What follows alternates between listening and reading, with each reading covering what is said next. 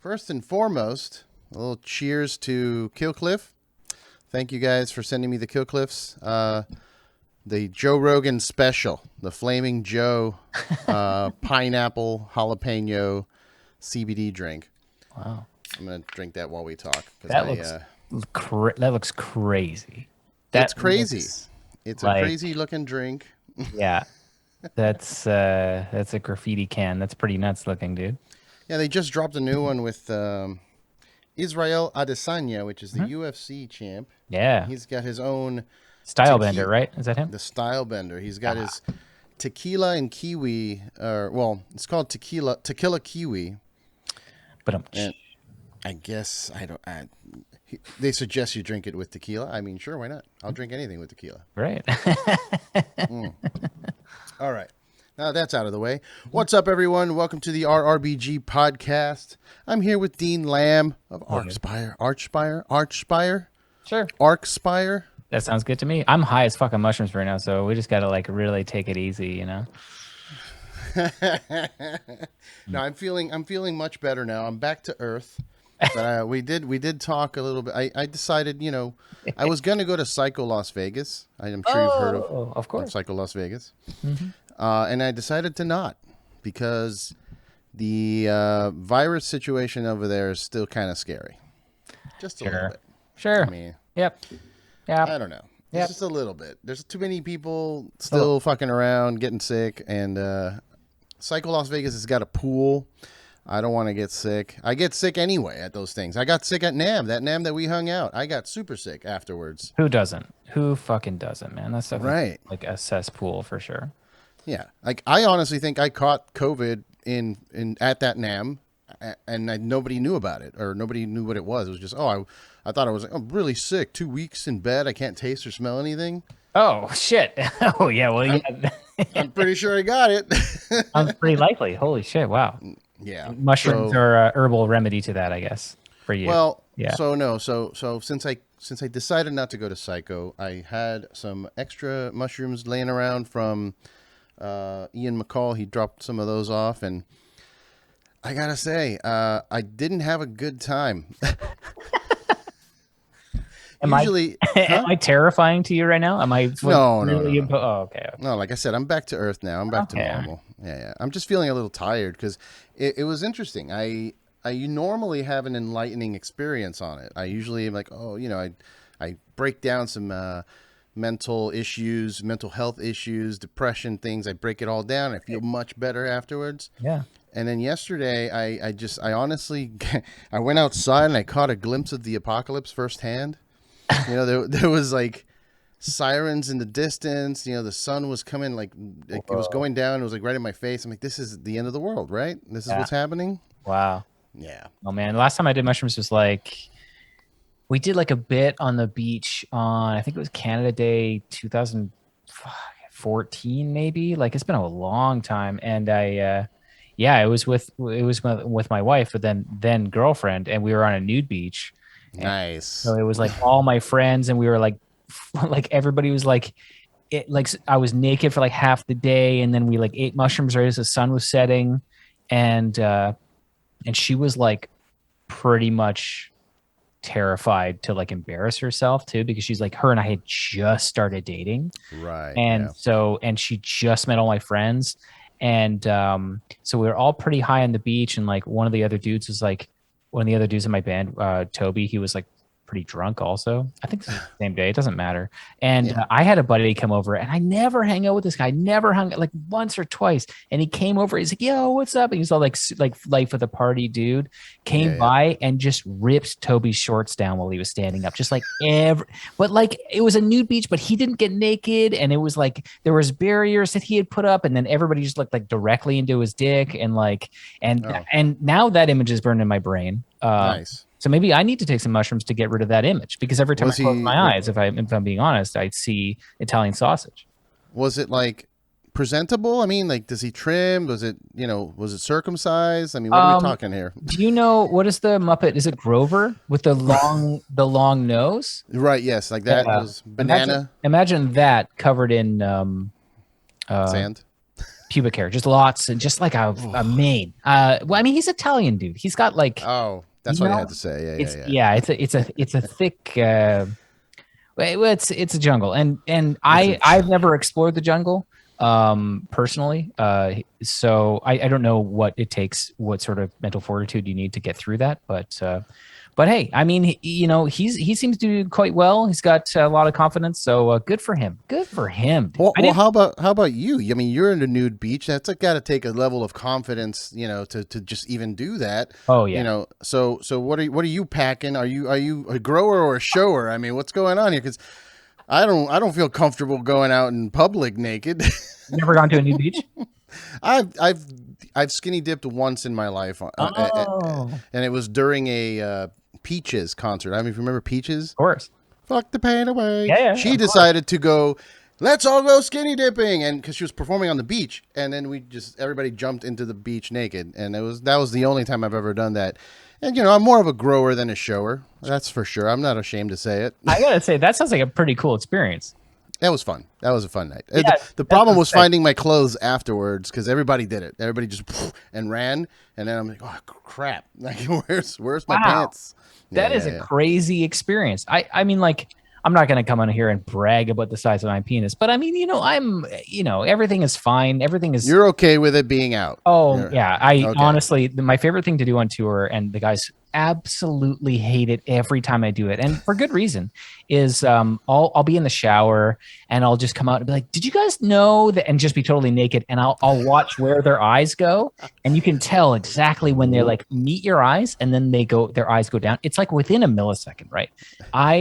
Eye level directly down at your dick, and it's like eyes, dick, like every time. So enjoyable for me. Yeah. So yeah, I'm fine with it. I'm happy to do it. It's a service I provide if you're in a band with me. It's a service I provide. Yeah. I like it. I mean, it's I'm fine around them. Like, I don't want them near me. Penis. Like, I hate it when if dudes want to prank and they like just hang by you like right at this level. Like, that's too much. Get away from me. Have you had people do that? Yeah. I mean, dudes are ridiculous, man.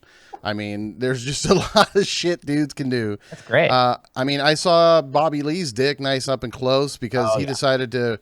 I was hanging out at the comedy, so he runs up as I'm like talking to a couple comedians. He runs up and just pulls it down his pants. He goes, "Does this look small?" I'm like, yeah. Yeah, it does, bud. That's great. Yeah. Well, hey, that just goes to show that you really don't need to have a lot going on in order to be confident. But that being said, confidence really is, well, it manifests in either, you could be insecure then make up for it in different ways. Yeah. You could make up for it in posturing and in projection, or you can make up for it in like, look at how tiny my dick is. And that in itself is its own level of confidence. If you can go around life and just be like, yeah, I got a tiny dick, it's all good. It's all good. It's worked for Howard Stern for so many years. Right. Exactly. Yeah. So, I mean, that's something that I salute. Yeah. Absolutely. I mean, it's weird. I'm okay with taking all of my clothes off and like showing you my ass and all that. Like, that's fine. Not me. Not right now on this podcast. Oh, you don't know? I misread the situation. I'm sorry. Was I giving you signals? I thought you were offering me like you should get naked. No. Oh yeah. That's for the After Hours podcast, dude. We'll do that. Well, I was gonna make fun of you about the mustache. I was gonna be like, that's a high level of confidence too. You had this porn stash. Yeah. But now you're growing it out again. You gotta go back to the stash. Bro. I will. Actually, we did. When does this podcast come out? They want me to hold it a little bit towards the release of your album. So I'll hold on to it a little bit. Okay, a little bit. Okay, well, without giving too much away, I will have to shave my face a bit more to get back to a mustache because of a video project that we're doing. And that's kind of weird, but it's because of some special effects. Okay. Yeah. So like Superman, like what happened with Henry Cavill and the mustache, and he wouldn't shave it, so he had to CG his upper lip for Justice League. Yeah. Well, it's like that. Yeah. I mean, like as a band, of course, we are all millionaires. We play in death metal. Yeah. So we have that kind of expendable cash as sort of, we burn money. Let's be honest. Right. As a band, we burn money. We know we have it. We flaunt it. We all drive really nice cars. No, we need money. Anybody listening to this, if you are listening to this and you haven't pre-ordered our new album, Bleed the Future, please do that. Oh my goodness, it would mean so much to me. Season of Mist, October 29th, 2021. So how do you say it? Arch or Arc? I say it like Arch. Arch. Now Ollie, our vocalist, says it like Arc. And it's a made-up word, so who knows, really? But all you need to do is just be able to pronounce "Bleed the Future," which is the new album, and we're very excited about it because we were working on that album. Well, I got married in 2018, and we had a handful of riffs written then, and we recorded late, let's say October, November, December of 2020. So it was years of us, like, really putting in. We were doing 5 days a week for a while of writing. We were doing, at the very least for most of it, 3 days a week, transitioned to like a full-time 5 days a week for parts of it. Man, it took roughly twice as long or maybe a bit more to write than the previous album Relentless Mutation did. So yeah, that's it's a long time. It's kind of scary, if I'm being honest, to put out an album with that much time put in. Yeah. I mean, it must be a little taxing mentally as well, because you've worked on it for so many years, right? That now that it's out, you're kind of like, well, next, I guess. Oh my goodness, that's true. Yeah, I don't know. So some of our some of our buddies, so like let's say a band like Revocation or a band like Inferi. Yeah, right. Both amazing bands. They put out Revocation does a little bit less than Inferi, but Revocation does a new album every 3 years, let's say.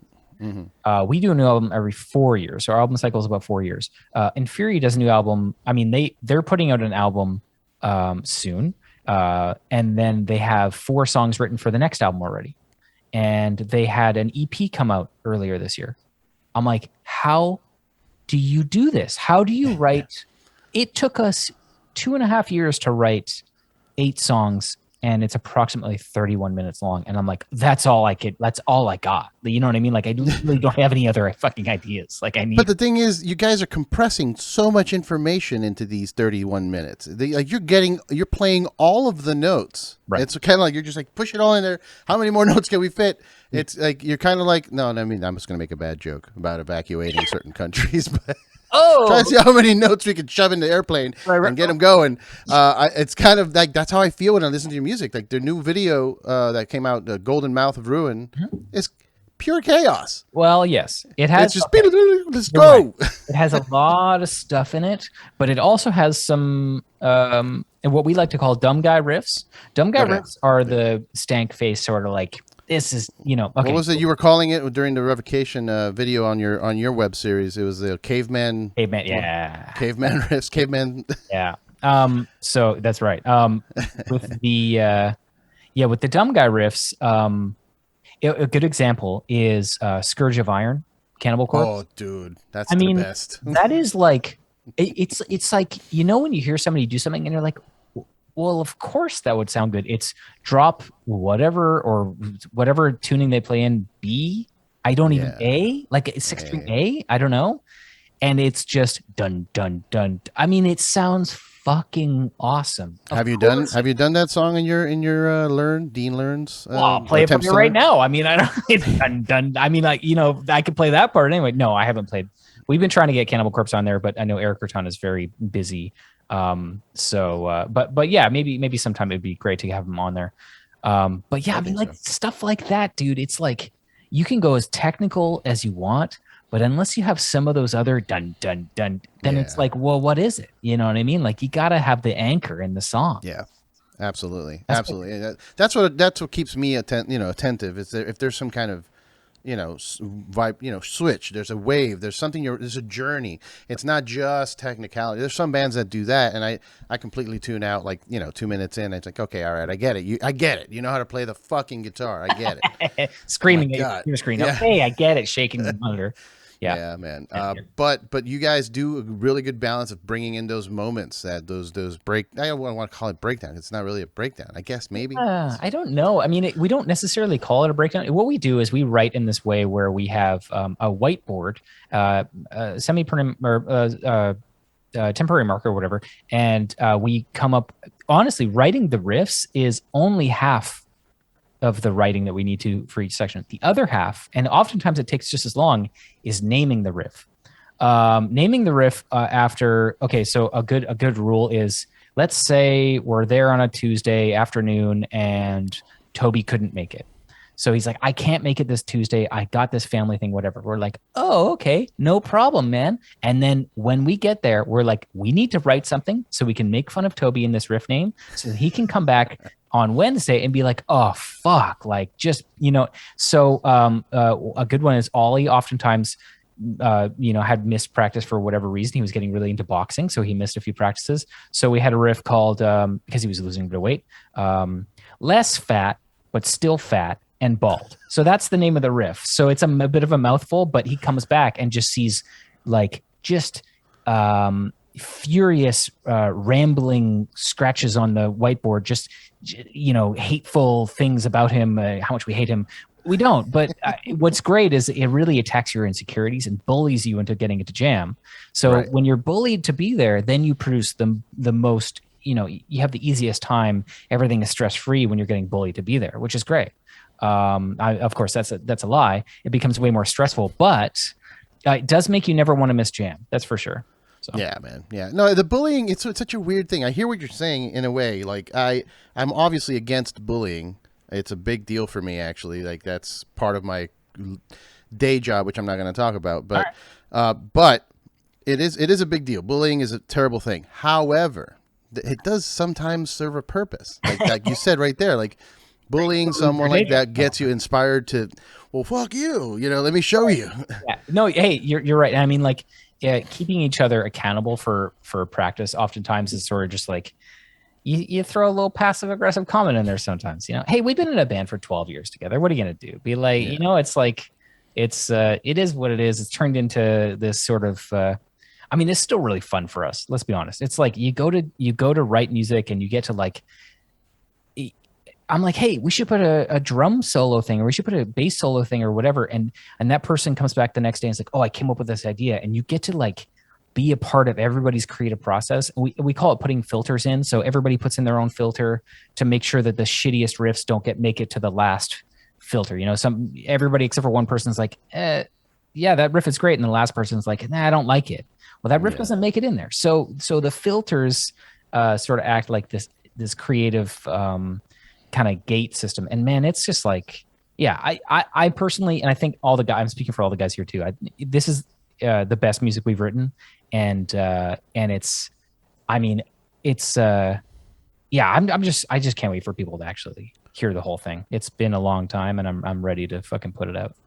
Well, the video has a lot of hits, man. It's taken off. People are paying attention. A lot of people are bringing it up, which is good. Because it is like I was mentioning earlier. It's intense, but it's still so technically sound and like everything sounds so good and real. Like that's my issue with a lot of tech death is that sometimes it sounds too fake.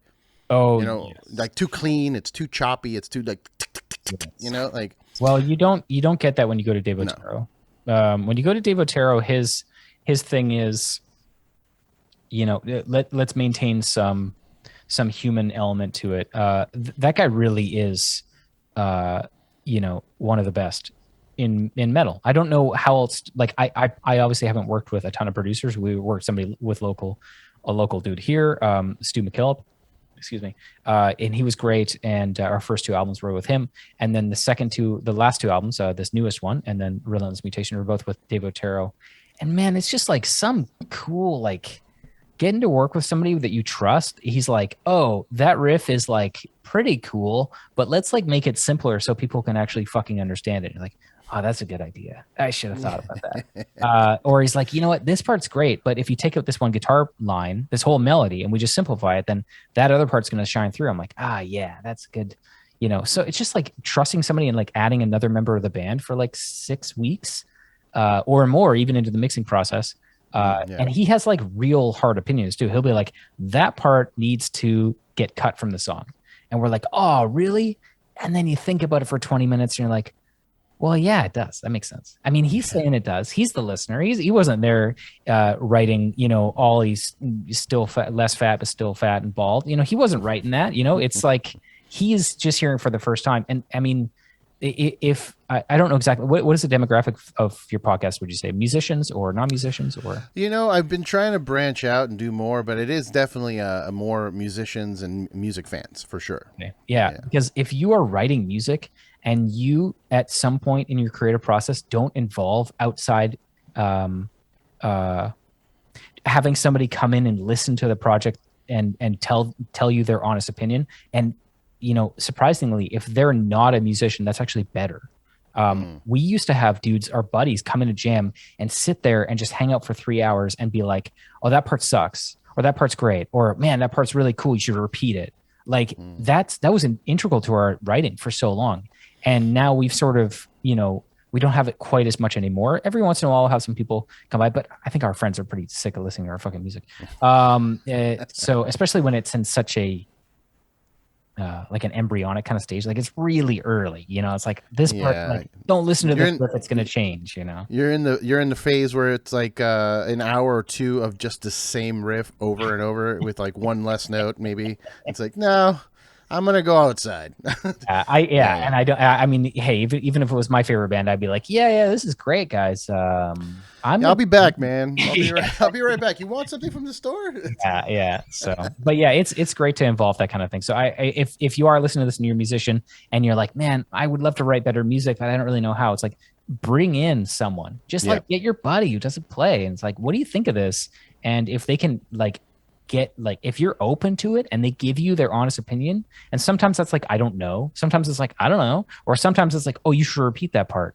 It's like, oh, that is good information to have. And it gets you out of your own head. So.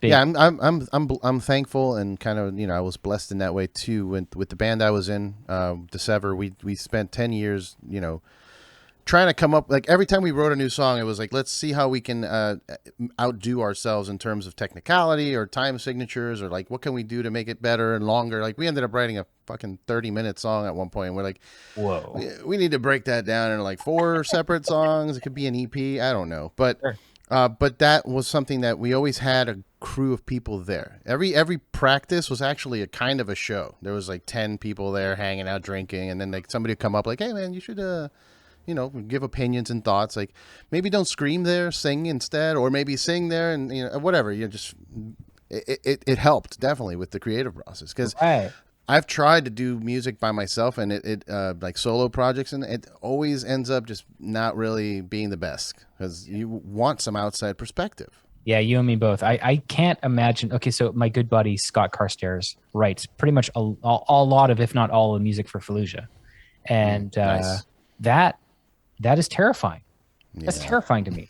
A guy sits in his room and just writes the guitar parts, a rough outline of the bass parts, a rough outline of the drum parts, and then shows it to the guys, and then they tweak it. It's like, dude, I would be like, okay, riff A and riff B sound good together. Then what? I have no fucking idea. Like, I don't, you know what I mean? I collaborative music writing is like not only something that I need to do, but it's also like such a pleasure to do it, because you just get this, I don't know, when you write something cool and everybody plays it and you all go, that was fucking sweet. That's the reason why I love playing music, is like collaborative musicians, like getting together and just like working something out, and then having somebody look at you and be like, the thing you just played right now was really cool. I was like, oh shit, it was like, so yeah. But I am actually recently, and I haven't really announced this too much, but I've actually been I'm switching my career path to doing pretty much exclusively at this point magic tricks, card tricks. Okay. I've been spending about 20 minutes a day working on card tricks, and that gives me an unbelievable amount of pleasure. Have you ever done any card tricks? No, I've played poker. Okay. I obviously I'm still going to keep playing guitar, but the magic tricks, like if you have a deck of cards at your house and you just have 10 or 15 minutes a day and you learn a trick a day, oh my God, it's so rewarding. Like I did a trick for somebody yesterday with like a credit card, and I was like, "Hey, you think they'll take this at a restaurant?" And he was like, "I don't think that's your driver's license." I'm like, "Oh yeah," and I flipped it around, and it was my credit card. And he was like, "Whoa, what?" I'm like, "Oh my god!" I just like that's the most That's a enjoyable. very, yeah, it sounds like a rewarding feeling. Dude, get into magic tricks. Holy shit, it's so cool. And it's like pretty easy to get a lot of those like simpler tricks. Like I'm just sitting on my couch every day for 20 minutes being like, okay, practicing this certain technique or whatever. And I'm learning a new one every day. I'm learning a snap change right now. It turned out pretty well. Like, I mean, dude, it's pretty sweet. I don't know if you're It's into magic easy. though. It's easy for you because your brain is a machine. Like, have you seen how you play music? Yeah, I've yeah, watched your videos. yeah. I can't do any of the stuff you're doing with your Right, fingers. right. Well, yeah. Well, for 20 I bucks, know. I'll give Oh hell. hey my No, wife. I mean, yeah, no, I love Magic Trick. I love watching it. I can't. I don't have the my brain, my eye. What's a hand-eye coordination is only like for video games, Oh as you can see. yeah. I can kick your ass in Street Fighter, but I I can't do a magic trick at all. I I fucking believe it. Are you into RPGs at all? I am actually. Did you play that? This is a Final Fantasy tattoo on my arm. Oh, sick! I'm wearing a Final Fantasy shirt. Um, Yes. did you play that Baldur's Gate 3?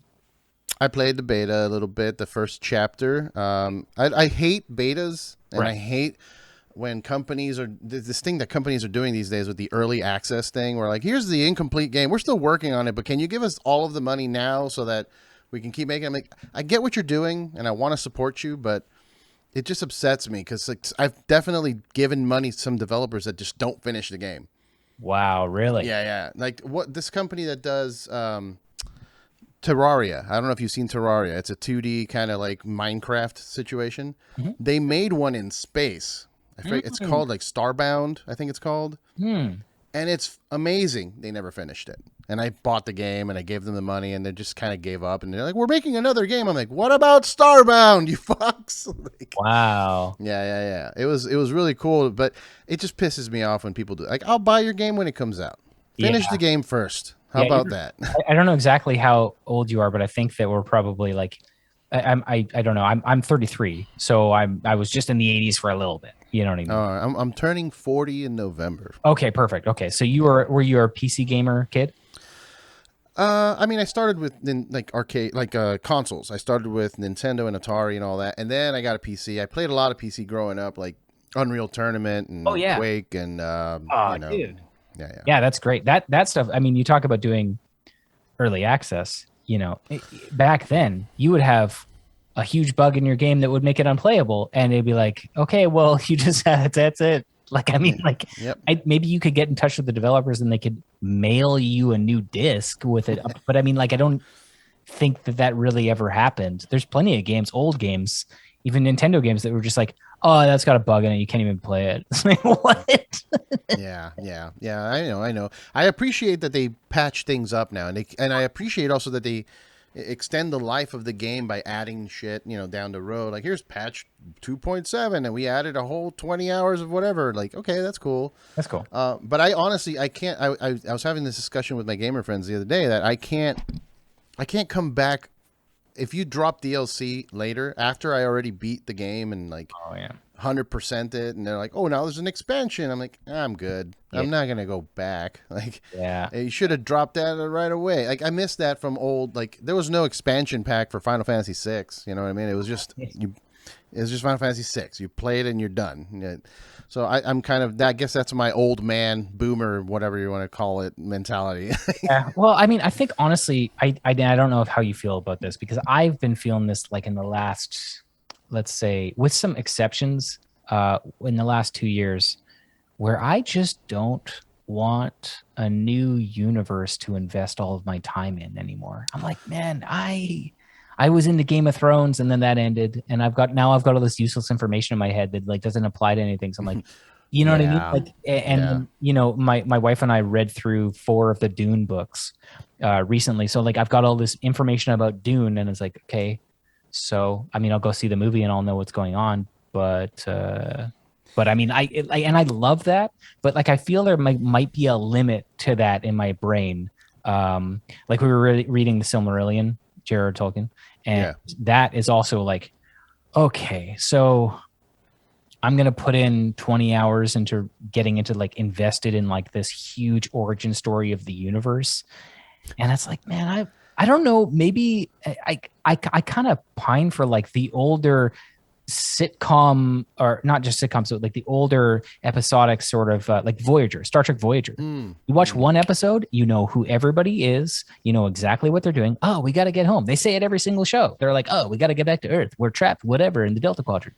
And you're like, I don't need to invest any. I can just put on an episode. I don't have to know where they are. I don't have to know when it is, and it's just like easy to digest. I feel like everything is like huge expanding universes, you know. I guess it's all since you want to make that money, bro. It's the money. I mean, yeah. I mean, Marvel was such a huge box office success, all those movies. So it's like, oh, everybody's got to have an extended universe. And it's like, man, can I just have like a mini, or like a mini thing? Just like, well, I've been enjoying that with like certain Japanese anime. Like I can't invest into like the Naruto's or the Dragon Ball where they're like, yeah, there's 2,000 episodes. Like, I'm good. I don't have that kind of time. Are you kidding? I'll do one with like, I recently with my wife, we sat down and watched all of the Full Metal Alchemist Brotherhood. Okay. Yeah. Because I'd never seen it. Yeah. But she's like, there's a compressed one. There's only like a number of seasons, a small amount, just digestible. Right. I'm okay with that. Yeah. Like, I'll handle that. But yeah, I think that comes with getting older, man. And not only that, but also doing all the things that you're doing in your personal life. Like you're doing the music, you got to worry about that. You got to worry about the universe you're building there yourself. Right. You know, you're also got your show, your channel, your YouTube. You're doing these things with your wife. Are you doing all the editing, by the way, in that thing? Yes. You're a goddamn maniac. What's wrong with you? Like, I have a lot of time on my hands since COVID, so like we weren't touring, right? So high quality, man.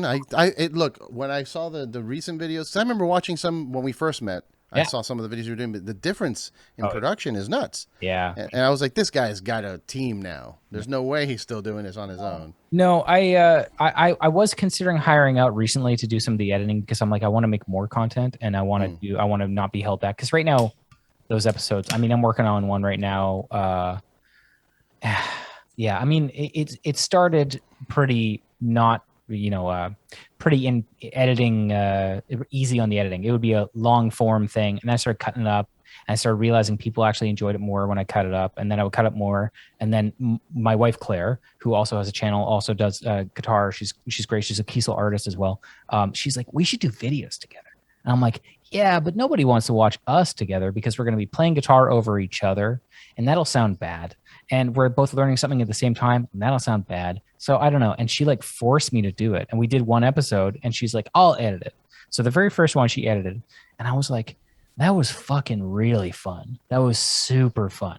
It's like, let's try that again. And we started just working on a thing and trying to get the format good. And now we've had Devin Townsend on, we've had Matt Heafy on, we've had Josh Middleton from Silosis, Dave Davidson, Malcolm Pugh from Fury, Justin McKinney, Scott Carstairs from Fallujah, like all of my buddies. And then, I've got Ola England recently, Mike from Spirit Box, like, and I'm working on with, I've got 3 episodes sort of in the queue right now of artists that I've never even met. And I'm like, oh, but their bands are sweet. Like, so, and I'm trying really hard to get just like I'm just like shooting for, like, I'll send Paul Gilbert an email, be like, you want to be on my YouTube channel? You know what I mean? Like, hey, that's how you do it, man. Yeah, exactly. That's how you do it. Yeah. That's how you do it. And so the YouTube channel has been great, especially through COVID. Just like, I had lots of time. We were writing the album, but other than that, I would be at home editing video. And man, it's very fulfilling, very enjoyable. I love the process of just getting the episodes looking better, upgrading the gear. Like, my camera gear now is just like adding like so much stuff and just like investing so much money into that kind of stuff. And man, it's just like, what a cool job to have, and especially to do with my wife, who I like love hanging out with, obviously. Imagine if I came on here, it's like, I hate hanging out with her. Good Lord. I mean, I appreciate, as a married man, I appreciate the every once in a while she'll say something and you put like, please help, send help. Oh yeah. Like, oh God, I get it. I get it. Yeah. It's been great. We both really love doing those episodes. And, but yeah, the editing, it just sort of like takes a little bit longer, but then I'll cut down my time by being like, oh, why didn't I think about using this preset for this? It'll cut down my time in half, and I'll use it. And then I'll be like, oh, you know what I should do for this episode? I should add in teleporter special effects for this. So that'll take me 2 hours. And then I'll be like, wait, I just lost all the time that I just gained. Why did I add that stupid effect at the end? It's like, But that makes it more entertaining, I think. I mean, like I said, it felt while watching it that like you had a team involved because there were so many little things, and I'm just like, man, I do editing for this show, but right. and it's not anywhere near that. Like, I think about that, I'm like, man, I already dropped like 2 hours Oh yeah. a night just doing just adding the names Yeah. on the screen so that it looks pretty. And man, I can't. I would love to. If you know what it is, I have my day job. If I didn't have a day job, Well, I would probably up the production of this show. Well, here we are at 2:38 p.m. on a Friday afternoon, and I had nothing going on. So, Yeah, hey, but I want that in my life. You've managed to figure out how to. I don't want to say monetize. That's a bad word. no, But no. like you're making money from your what you want to be doing. Oh It's yeah. the music, the video content. That's you don't have to go to an office. You don't have to go to, oh, I got to go clock in. Like no, your clock in is your clock in whenever you're ready. Yeah, I quit teaching guitar 2018. I quit teaching at a music store. So I was teaching at a Long and McQuaid here in Canada, basically Canadian Guitar Center, and I was teaching there. I started with 40 students a week, and that was in 2015, 2014. And I was so pumped and so terrified. I was like, man, this is amazing, and I loved it. I had such a good experience there. But every year it would go by, I'll be like, you know what? Why don't I take a day off work here because touring is getting pretty crazy. I'm starting to make a little bit of money there. I'm getting lots of substitute teachers in here. My students don't deserve that. So, and then a couple of years ago by, like, maybe I'll take another day off work. So eventually, I was like working 2 days a week, and there was actually one year where I worked 30 out of 60 workable days because I was on tour for 8 months of the year. So I was Wow. like, I need to quit. Like, I mean, I'm doing a disservice to all of my students. I'm just like missing every second lesson. Yeah, So in yeah. summer, August 2018, I quit teaching, and that was okay. I love plenty of my students. I love teaching them. Quitting teaching was the best decision I ever made in my life. Like starting teaching full time was the second best decision I ever made in my life because Okay. doing it was like, man, this is amazing. I'm doing music for a living full time. And then quitting it, I was like, now I can do whatever the fuck I want all day. And all I wanted to do was do video stuff and other music stuff. And so now I'm just like, well, yeah, I wake up on my own time. I do my own hours. If I don't want to put a video this week, I'll put it out next week. I understand kind of, it's a fluctuating income. So I kind of have to be okay with that. And some people that just does not work for their brain, like they just can't.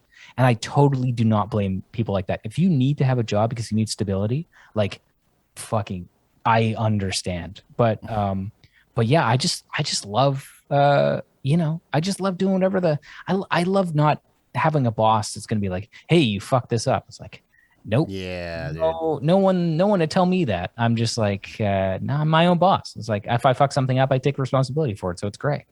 Yeah. Yeah, what a crazy life change from working construction to teaching to not working a regular day job. It's like that transition was pretty What neat. what what kind of construction? Like outside, or like stage production Oh, construction? I did concrete reinforcement for 2 years of rebar. I did that was like a 19, 20, 21 kind of thing. I did Real man's work. yeah. Yeah, I guess. And I did carpentry for a bit. I wasn't good. And I did commercial renovation for 4 years for a company here in Vancouver. And again, I probably wasn't good. But like I didn't I was at work all day thinking about how chords fit together. I was like, oh man, this mode and this chord. That's all I would think about. I would try to talk to my coworkers. There was one guy there that played guitar sort of. I was like, did you know that the fourth mode of the major scale is Lydian? You know what I mean? And he'd be like, what? I'm like, it's major seven chord. It's like it's got a sharp 11. And he's like, what? I'm like, fuck. I need to like get this information out and like just explore that side. And I just got like an opening doing it, and it just worked out. Yeah, it changed my life. Yeah, man. I'm glad you found that. Because a lot of people get stuck. You know what I mean? A lot of people that they have a talent. I've seen it countless. People I've met. Like, they'll be like, "Hey, I did this acoustic song the other day." I'm like, "Jesus, drop everything you're doing Oh yeah. and go make music." And they're like, "No, I can't do that." And like, "Oh Right. my god, Yeah. what a waste of talent that is." And Yeah. I feel the same way in certain aspects. Like I've done a lot in my younger years, and like Right. I because I took that ride of like, let's live in unstable. I'm going to be in a band, homeless, living on the road. Like, I went through all that, and I'm like, I want a few years of, I want to get married and have a place, and then maybe now I can, start Yeah. getting things moving. Well, I think that a big philosophy of mine is like oftentimes, okay, if you're in the writing room and you're trying to write something, some cool riff, and you've got something going on, you're trying to fit it in, and it's just like not working. Sometimes getting rid of something is like the absolute best, most freeing thing you can possibly do. And I apply that also to quitting doing things. Because if you're taking up a third of your waking hours doing something and you're like, man, it's like constant stress, and you're like, I'm going to stop doing it. And the freedom that gives you to like allow your brain, like I'm also a big fan of if I'm at home and it's on a weekday and I'm like, man, I got to work on something. And I go to the computer and my brain is just not in it. I'm like, fuck it. I'll just walk away. I'll come back tomorrow. And if I couldn't do that, I mean, I don't really, I feel like I would go crazy. I feel like that's the defining factor between a job and like monetizing, like you said, a hobby or a passion.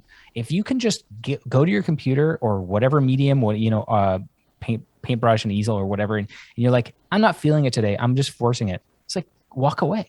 And when you walk away, you can like let your brain sort of digest all the information. You come back refreshed. It's like, man, that freedom is like, I mean, it's amazing. So that's kind of why that's a big thing why I base my life around. But also, I mean, speaking of quitting, I recently quit coffee, and you said right before the episode started that you are a slave to coffee. I don't know if you use your slave. I just put that in there, so sorry for putting words in your mouth. But I did not say that word. I am not here to get canceled. I did not say that word. I'm just kidding. Sorry.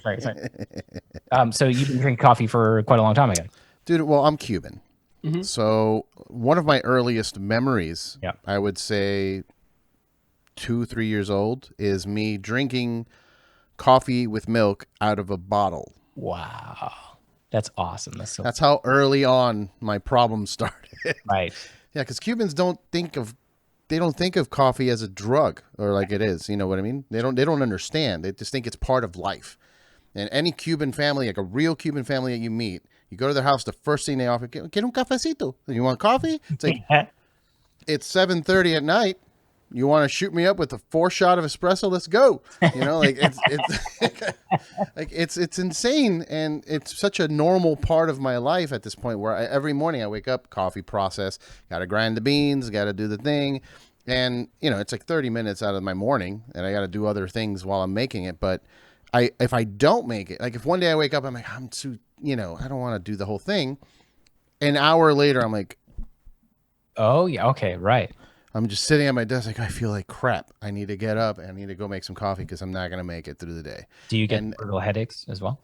Brutal headaches if I don't drink coffee. Okay. Brutal headaches. Like, bad. So I need to stop. I definitely need to. I don't want to. So that's another thing. Like, I'm not really into just stopping everything. Like, I'm a vegan or I'm straight edge.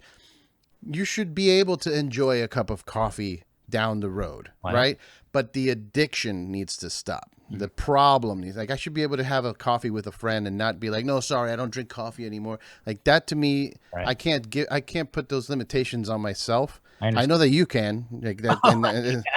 You're doing it right now. I can't do that. Well, I honestly, it came, and I feel like I'm fucking broken record. But I've been talking with like all of our friends, my wife and I's friends. So it's like her and I were reading a book, Easy Way to Quit Smoking. Okay, so it's this book, and it's just like a really common sense kind of way to be like, hey, you don't actually want to smoke. Smoking is really bad for you, but that's not what the focus of the book is. But it's like, it tastes like shit. It makes you stand out in the rain. It sucks. You lose lots of money. Well, obviously you already knew that, and you smell bad all the time. And guess what? The package on the pack of cigarettes, there's like a terrifying image, and that image, the only thing it does to you is make you want to smoke more because it stresses you out. So subconsciously, right? So I was like listening to all this stuff, and it's like, okay. And I'm like drinking coffee, and my wife and I like read books to each other. So we have like a Kindle. So I'm like reading, we like switch back and forth chapters, which is a great way to read because you get to book club right away. It's pretty cool. Um, and reading stuff. And I'm like looking at my cup of coffee, and I take a sip and I put it down, and I'm like, why the fuck am I drinking this?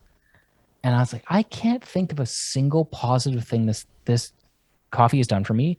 It gives me more anxiety. It makes me dependent on it on traveling. Like if I get up and I don't have a coffee on tour or whatever, I'm fucked. Like I absolutely like I've been drinking coffee every day, 2 or 3 like big coffees a day, black for like, I don't know, 12, 13, 14 years, like whatever, like since I was in my late teens. And I was like, I'm absolutely addicted to this stuff. And they say that the actual physical withdrawal symptoms, they can last quite a while, but generally they only last a couple weeks at most. So I had 2 days of bad headaches. I had some sciatica pain, and then I feel great now. And it's been 6 days, and I'm like, I feel great. I'm fucking. But the thing about it too is like you were saying how that you need to drink it to keep you awake and all this kind of stuff. I read a thing, and I don't know exactly where it was, but it said that if you consume 300 milligrams of caffeine, your blood vessels supplying oxygenated blood to your brain can decrease flow by up to 27%.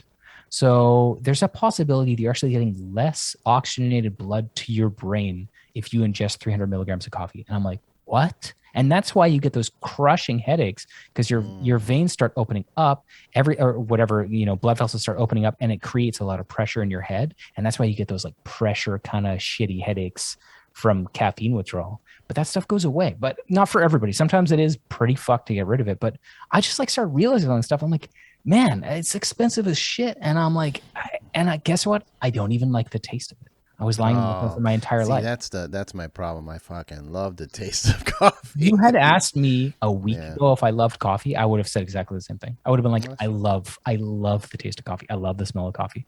And then after that, I was like, I think I'm just convincing myself that I do. But I can't speak for anybody except for me. Right. Fucking coffee. If you love coffee, fucking drink a coffee for me. Like I totally understand. You know what I mean? Like fucking do it. Because you're right. Why would you deny yourself something like that? But I just felt like, I woke up that morning. I was like, oh, I'll drink coffee for the rest of my life.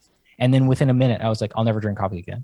That's like a fucking weird switch. I feel like maybe that book has like some hypnosis stuff. Yeah, man. You just joined a cult. I'm just No, I did a similar thing with cigarettes when I was in high school. Really?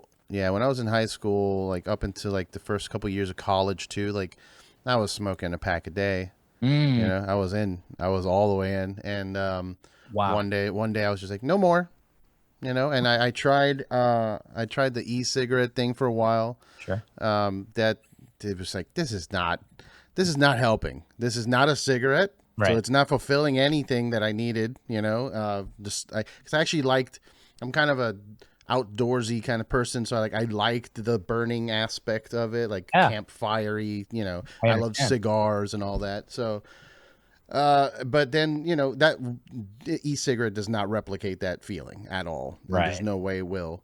So I just dropped the e-cigarette thing, and now I'm at a point in my life where like I don't smoke, I don't buy packs ever. But there's an occasion, like if we're at a show and like we just had an amazing time and everything's great and my friends are smoking, I'm like, let me get one. And I'll just have one. Yeah. I'll enjoy it with them in that circle, kind of like a joint, like a weed, like, just like I'll have a cigarette. Hey, cool. And then that's it. I'm grateful that the next day I'm not like, oh, I need to buy more.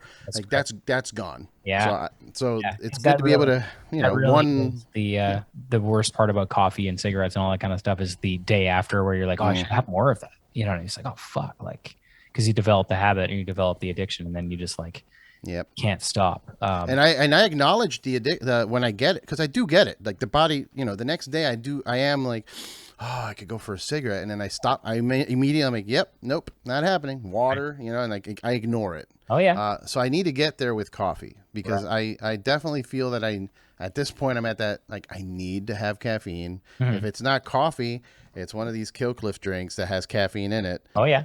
Because I'm trying to wean myself off coffee with one of these drinks because these have no sugar. They're kind of like Oh yeah. healthier, clean type of. I'm I, like, let me. I think that if you have caffeine and you need that to wake up, that's totally makes sense. And I've had that for so long. If you combine it with sugar, that's asking for trouble when you go through it. Oh yeah. Sugar crashes. Yeah. Yeah. Yeah, pick one. I pick one. If you want lots of sugar, then maybe don't. If you want caffeine in your day, maybe don't also put like 2 or 3 sugars or whatever in it, because when you miss a day, it's like double like fucked. You know what I mean? Mm-hmm. So, yeah. So have you replaced the coffee thing with anything? Well, I think you have, and you just don't know. I think it's video editing. Oh yeah, yeah. Honestly, just like. Yeah, getting up and like having a coffee and video editing. Sometimes like I would go just get more and more anxious and more stressed out just chugging coffee and video editing. And I feel like that may actually like there might actually be a noticeable difference in the editing, in the spastic sort of like flow of it. And that'd be interesting to see if anybody picks up on that, because it might just be like more relaxed. I don't know. Who knows? I mean, who am I to be like, oh, somebody watches my work so closely? It's like I'm making dumb videos with my wife. Like They're great. It's not an artistic like I have my integrity to uphold. I must, it's like you're not snooty about it. You're not a snob, right? So stupid. It is, but it's great, man. Like it's stupid, but it's the type of stupid I like. I'll tell you that. Well, okay. Well, are you a big fan? Big Simpsons? I'm a big what? Simpsons. Oh yeah. That's my humor right there. Yeah. I grew up with I had a cardboard cutout of Bart Simpson. Oh yeah. It said "Eat my shorts," I believe. That's sweet. Yeah, I mean that's honestly like season 3 to 9. That's the timing. The timing is like it's weird how that stuff makes it into your just day to day too. You watch that stuff I would watch. I remember when I was like 19 or 20, 21, I was living on my own in an apartment in the town I grew up in.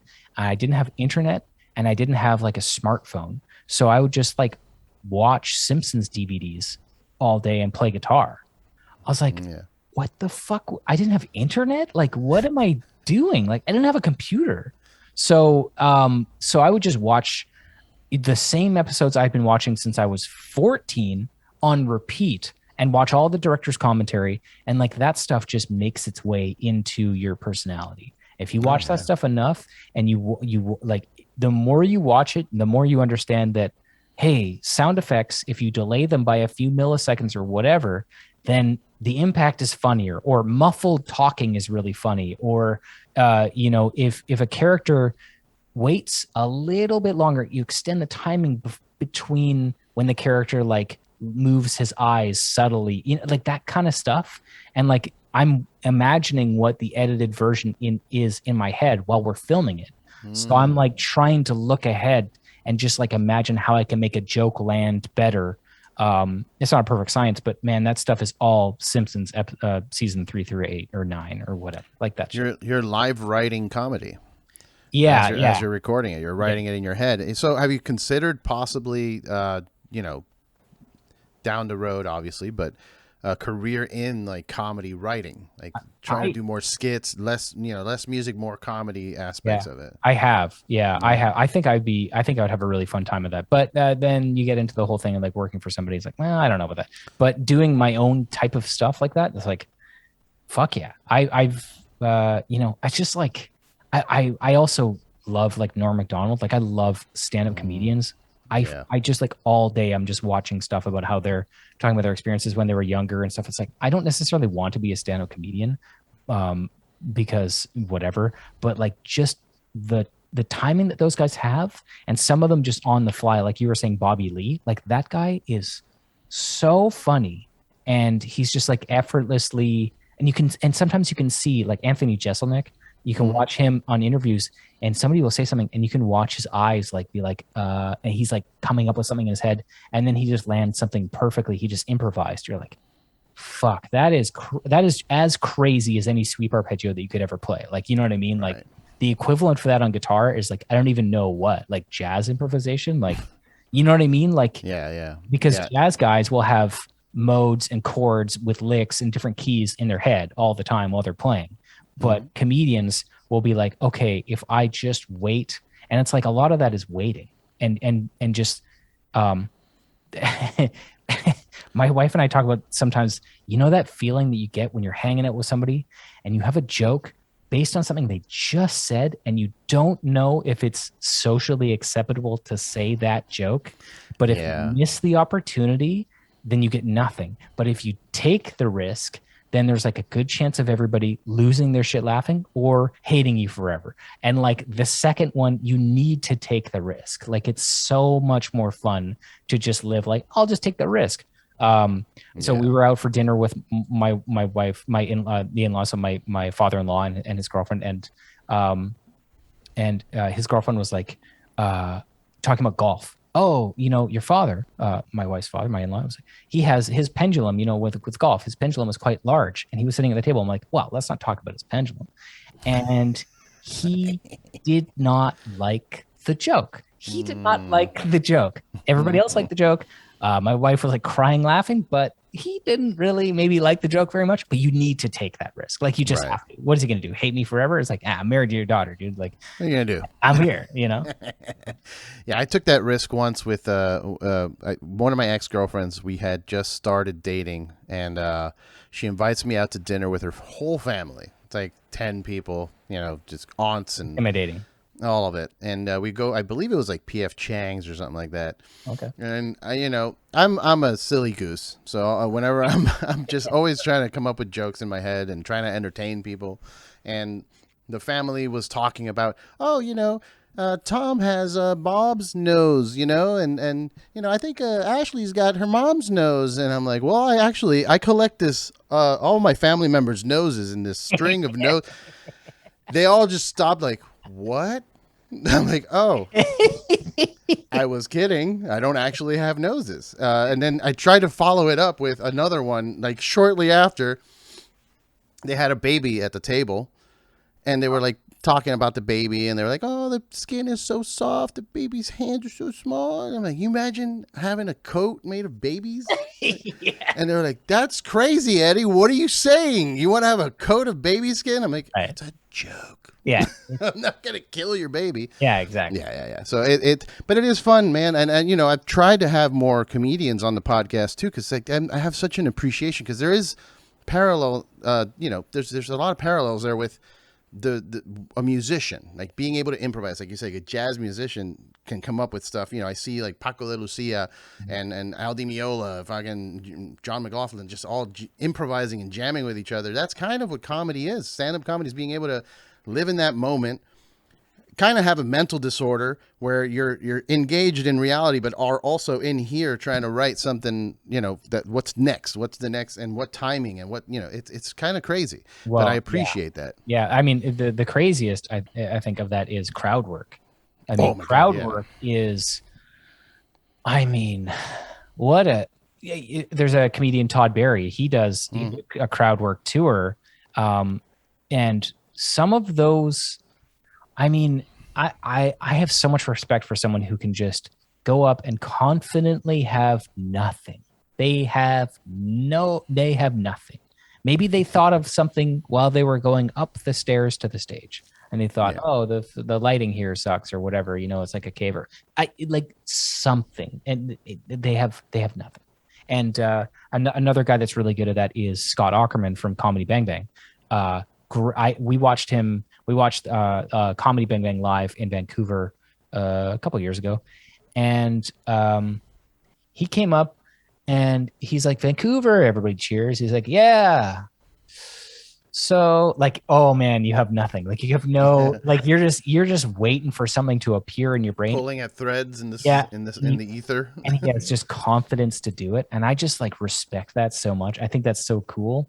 I don't know if I would ever do that. It sounds like I love being in front of crowds. Like I'm into it. Like even without a guitar, we did the Unstoppable Recording Machine Summit in Las Vegas in 2019, and Ollie, our vocalist, and I, along with Dave Otero, the producer, we were there just up on stage talking about. I was tracking a guitar part or whatever. Ollie was tracking a vocal part, but for the most part, it was just Q&A from the audience. I put my guitar away. It was like, let's just make dumb jokes the entire time. And it's like, That's great. It's also what I try to do a lot on my live stream. I live stream every Wednesday on my YouTube channel, and I'm just like, I was Nice plug. hiding Nice behind. plug. Thank you. I was hiding behind my guitar for a long time, and now I'm like, fuck playing my guitar. Some people are like, play your guitar. I'm like, oh, okay. No, like, what do I work for you? Like, this is free content. I'm gonna do whatever the fuck I want. So, but yeah, just like sort of sitting in that sort of that area that maybe other people would find awkward and sort of dead air. It's like, no, there's stuff there. There's like something there, and I want to find out what it is, and if I'm comfortable being there. And I feel like I'm getting better at it. For sure, man. You definitely are. I mean, I love all the stuff you're putting out in terms of video content and obviously the music. You know, like I'm not a huge tech death guy, but you guys are one of the very few bands that I can listen to and like appreciate, because it's not just like I liken it to like a talent show sometimes. Be like, it's just everybody's trying to see who could play faster and better than the in the band. They're like competing. Yeah. And you know, it reminds me of jazz too. Like I always make fun of jazz musicians. I love jazz, by the way. I went to school. I studied history of jazz. It's one of my favorite genres. So I love jazz, but it always came off as like, oh yeah, nice solo. Check this one out. And it's like my turn now to fucking, and then the drummer's like, oh yeah, well fuck you. Check this out. And it's like, yeah, it's basically a pissing contest with music. It's something that I've worked on. Well, actually, I didn't really need to work on it too much. I just stopped kind of caring so much about my guitar playing. Like, I mean, I still practice, but I stopped being like, I got to make sure everybody knows that I'm really fucking good. You know, I'm like, yeah, you know what? I'm okay, because during my early 20s and my teens, I was like, I got to be the best guitar player ever. I got to do it. And I would look at guitarists like Jason Richardson, like, holy shit, how could I ever be as good as him? But you know, I'll pick apart his playing or whatever. You know, this is like early on. And then I just stopped caring. I was like, you know what? That's not serving me anymore. That mindset is not what I need. It's not helpful for me. And I just, even if I wanted to get it back, I don't think I'd be able to. So, you know, just being comfortable, I think that would propel anybody into the next sort of like, oh, now that I don't care if I'm better than X amount of guitar players or worse than this guy, or where I would rank on someone's list of best guitar. I was like, I don't give a shit about that. It's all whatever. There's no number that you get for being a guitar player. It's like, oh, you're a guitar player, and now that you have reached this certain aspect of your playing, you are now number 1,400. Like, you know what I mean? It's like, no, there's nothing like that. Yeah. So that goes for everything in life too, man. I mean, I found that experience with dating girls. Like, oh yeah, for a long time I was chasing, and then one day I'm like, fuck it, and then you know I met my wife. Right. Like, yeah, you know what I mean? Right. It's like, oh, okay. I stopped caring, and then all of a sudden I found the perfect match, and it was like, oh, that makes sense. Yeah, I guess it does apply to a lot of things. It's also it does make its way into our music too, because I think as much as we are in a very competitive genre of music, it's at this point we're really just competing against ourselves. Not that we're the best, but it's just we have a back catalog of 3 other albums. So when you listen to us, you think, okay, this is this band. So is this album, do I enjoy it more than the previous release or less? It's like, that's all that matters. If we can put out an album that's better than the one before it, then sweet. Then we succeeded. And we don't need to be faster than anybody, although we'll claim that we're the fastest band in the world, but anybody could claim that. Because there's no way to verify it. Like, it doesn't matter. It's just a funny thing to say. But yeah, just like trying to not be derivative of your old material while still maintaining the same style and upping the ante every album. And I think we did it. So I'm excited for people to check it out. I'm stoked. I have the album. Oh, you do? I do. Oh, very good. Very good. Okay, that's great. But I wanted to ask my final question, because we've been going for like an hour. Great. So I got my final question. Now that you've quit coffee, have you practiced a whole set?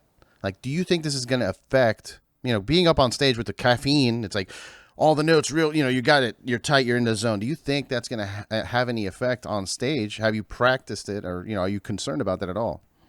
Well, I think that if I was drinking coffee, I would have more anxiety about quitting coffee and then playing on stage. Now that I'm not drinking coffee, I have less anxiety. Therefore, I feel like I'm probably going to do okay. I practiced some, you know, it's pretty new, quitting caffeine, but I mean, like, no, I feel like I have less less anxiety before stage. Like, not that I have a lot, but I have some, just like anybody would. I feel like that'll be diminished. I feel like chugging Red Bulls right before going on stage is not helping anybody, least of all me, and also including the audience who has to hear my fuck ups on guitar. So I don't know. I'll let you know. I feel like I feel like I'm in a better spot. But that being said, we might go play a show and I'll be falling asleep on stage, and I'm like, you know what? I gotta go back. But time will tell. Hopefully not. Hopefully not. Hopefully you can, maintain, man. Speaking of shows, I know things are weird, and I don't want to talk about. I don't want to get weird and sad, but do you have shows lined up? Yeah, we have a Vancouver. I believe by the time this podcast comes out, it'll be this. We're rebranding it, but it'll be an album release / Halloween show in Vancouver. And anybody here who's listening, by the time this comes out, I bet you it'll be sold out. It's a decent sized venue, but it's already like right at the. It's getting there. Like, that show is going to be very fun. I'm very excited. And then we have a European tour co-headlining with Rivers of Nile. Ooh, that's a tour. Yeah, November, Man. December. Yeah, and that'll be. Yeah, I mean, I'm excited for that one. So fingers crossed. Let's hope we can make it happen. They also got new music, which sounds incredible. If you're listening and watching, and I hate to, take away any of your thunder for your band, but like they've got a new album that sounds incredible. Check it out. Yeah, it's called The Work, right? It's coming out in Metal Records. Yeah, great band. Yeah, we love those guys. We toured with them. I guess maybe just once. We did a European tour with them, Surreption and Revocation. And that was a fucking tour, dude. Yeah. So yeah, but we just, playing lots of Dungeons and Dragons in the bus, like, that was a very fun tour. So let's hope we can replicate that and have another good time with them, November, December this year. Nice. Well, hopefully they happen. Like I said, I myself am not ready for like a festival type scenario. I'm okay with going to shows. I have tickets to go see Between the Buried and Me in a couple weeks. Oh, nice. I think I'll be okay with that too. So, just slowly coming back. Let's get back to normal. Let's have a good time and have fun. And hopefully I can see you guys live soon. Mm-hmm. I've only seen you perform at NAMM. Oh yeah. So it'll be cool to see a show. And then obviously anybody that's watching or listening, Bleed the Future on Season of Mist. I just actually dropped today an episode with Katie, our friend. Oh, cool. Great. So, Season of Mist is killing it, putting out amazing artists like yourself.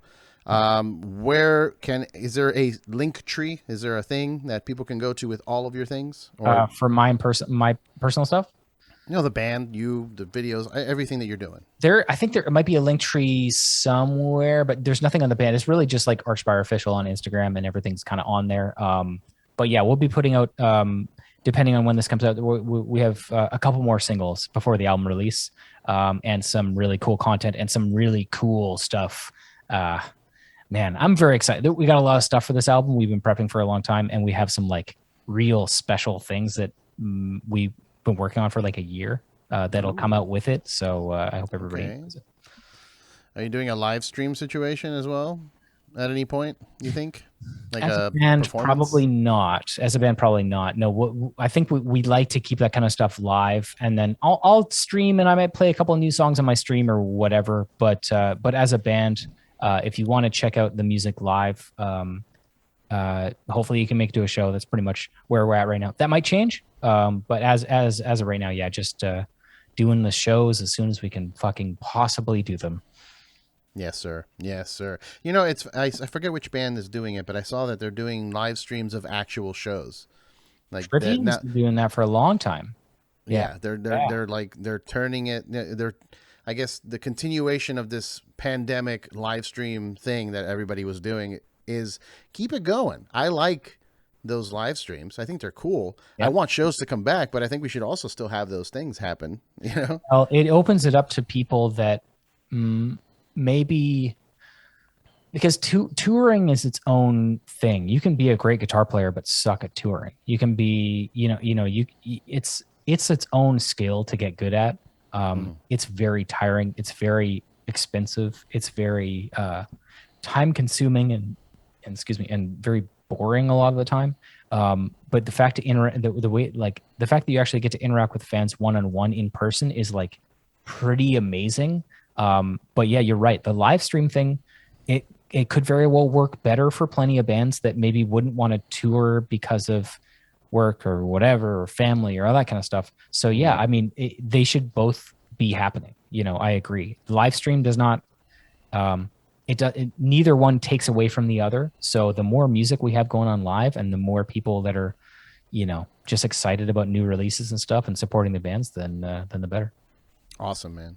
Yeah, cool. I agree 100%. So Archspire official, yeah. Dean Lamb, is it just Dean, or is it Dean _ Lamb? I forget. Are you talking about my YouTube? Your personal stuff, yeah. Yeah, you could, you search up Dean Lamb. I think my Dean _ Lamb _ I think is my Instagram or something like that. Yeah, okay. And the YouTube, yeah, I think it's just Dean Lamb YouTube. I have a URL somewhere, but I'll send it to you. All right, I'll put it in the description below. Anybody that's watching or listening. Brother, thank you. It was a fun time. I hope you enjoyed the time. I know that you and I have been trying to do this again since the first time we did it back in 2019. Yeah, I really had fun. Yeah. We'll stay in touch, and hopefully, live shows in LA maybe one time. Hopefully. Oh, yeah. We'll be back. All right, brother. Take care. Have a good one. Yeah, you too. Later, Eddie. Cheers.